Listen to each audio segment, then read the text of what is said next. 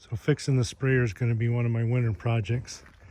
I noticed this year that the welds are starting to pull out here, and it's caved in the middle there, and some of the welds are starting to come out of this end piece. The weld is broke there too, so I can't complain. It's 12 years old and it's had a lot of use, but we'll see if we can get her fixed up. Well, it came apart way easier than I thought it would. Maybe 20-25 minutes. 4 bolts, the tank comes off, and everything else is just these clamps. So I spent a little time trying to straighten it out and it wasn't working.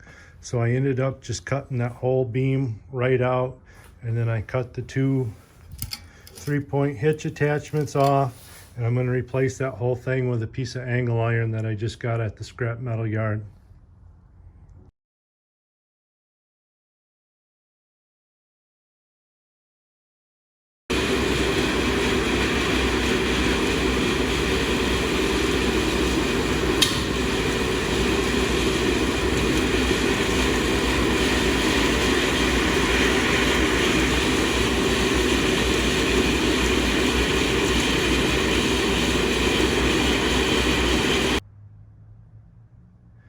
Everything's sandblasted. Here's a quick look at the bottom. I put an extra brace in the middle, a piece of channel up there to give it a little more support. Everything's welded. Drop it off at the powder coaters tomorrow.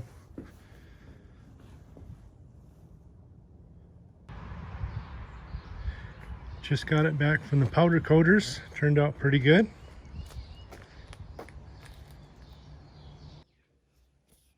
Good time to go through and clean all the boom filters.